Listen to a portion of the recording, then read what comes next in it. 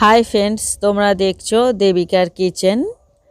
আজ আমি একেবারে অন্যরকম একটা রেসিপি তোমাদের সাথে শেয়ার করছি। লাউয়ের পায়েস। এটা খেতে কিন্তু দারুণ টেস্টি হয় আর বানানোটাও খুব সহজ।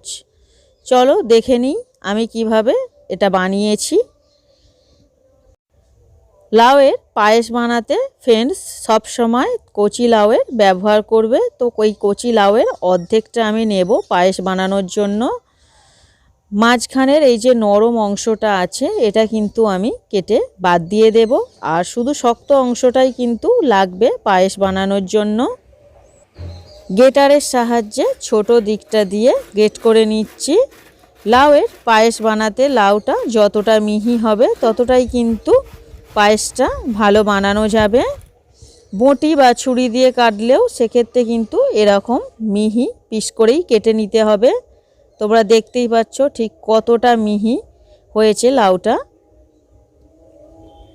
পরের স্টেপে এইভাবে লাউ হাতের মুঠোর মধ্যে চেপে ধরে জলটা বের করে দিতে হবে, কারণ এই জলটা যদি লাউয়ের মধ্যে থেকে যায় সেক্ষেত্রে কিন্তু পায়েসটা জলসা হয়ে যাবে, অর্থাৎ পায়েস থেকে জল কাটবে।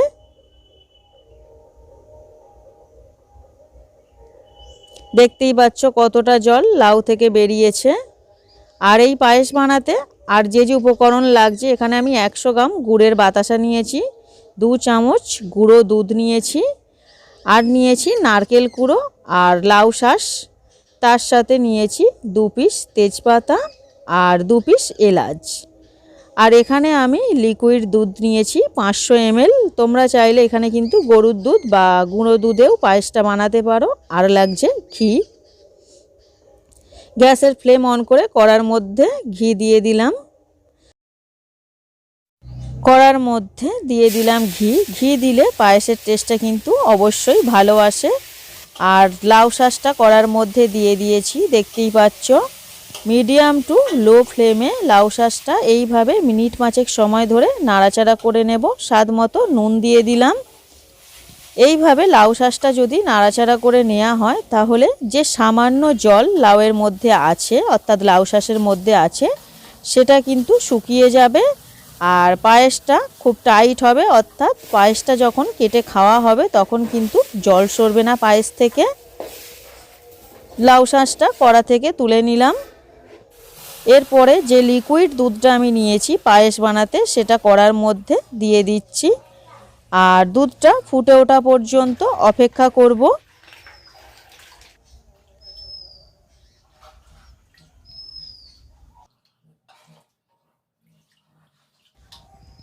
দু পিস এলাচ ফাটিয়ে নিয়ে দিয়ে দিলাম, আর তার সাথে দিয়ে দিয়েছি 2 পিস তেজপাতা আর হাফ চামচ ঘি। এক্ষেত্রে তোমরা 1 চামচ বা তার থেকে একটু বেশি পরিমাণ ঘি ব্যবহার করতে পারো।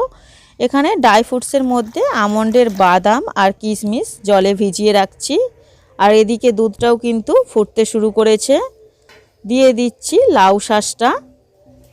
আর এই লাউ শাঁস দেবার পর পায়েসটা যতক্ষণ না কমপ্লিট হচ্ছে এইভাবে কিন্তু ক্রমাগত নাড়াচাড়া করতে হবে।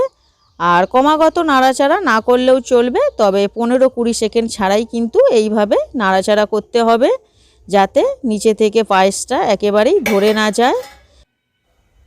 হাফ বাটি লিকুইড দুধ আমি তুলে নিয়েছিলাম ফ্রেন্ডস, সেটা তোমাদের দেখানো হয়নি। আর সেই লিকুইড দুধেই কিন্তু গুঁড়ো দুধটা গুলে নিয়েছি। আর সেই দুধের মধ্যেই 2 চামচ চালের গুঁড়ো দিয়ে দিচ্ছি। আর এই চালের গুঁড়োটা কিন্তু লাউয়ের পায়েস বানাতে অবশ্যই ব্যবহার করতে হবে। এই চালের গুঁড়ো দিলে লাউয়ের পায়েসটা কিন্তু ঘন হয়ে আসবে, আর লাউয়ের পায়েসের টেস্টটাও সম্পূর্ণ পাল্টে যায় চালের গুঁড়োর জন্য। দেখে নেব লাউ সিদ্ধ হয়েছে কিনা। লাউ ভালো মতো সিদ্ধ হয়ে গেছে। চলে যাব পরের স্টেপে। দিয়ে দিচ্ছি নারকেল কুড়োটা।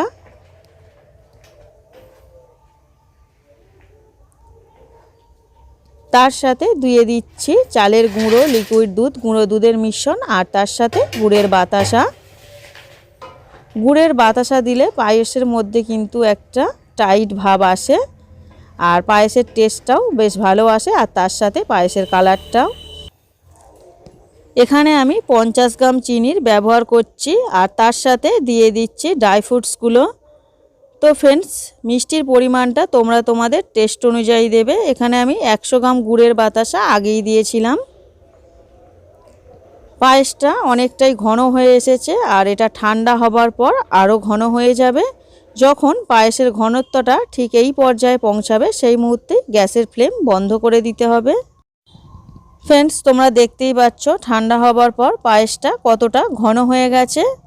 আর ফ্রেন্ডস, তোমাদের একটা ছোট্ট টিপস, এই লাউয়ের পায়েস বানাতে কিন্তু কখনোই জলের ব্যবহার করবে না।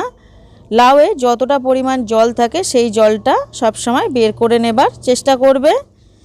আর এটা সার্ভ করার আগে ওপর থেকে এইভাবে কিছু ড্রাই ফ্রুটস ছড়িয়ে দিতে পারো, ভালো লাগবে। তো ফ্রেন্ডস, দেখা হবে নেক্সট ভিডিওতে।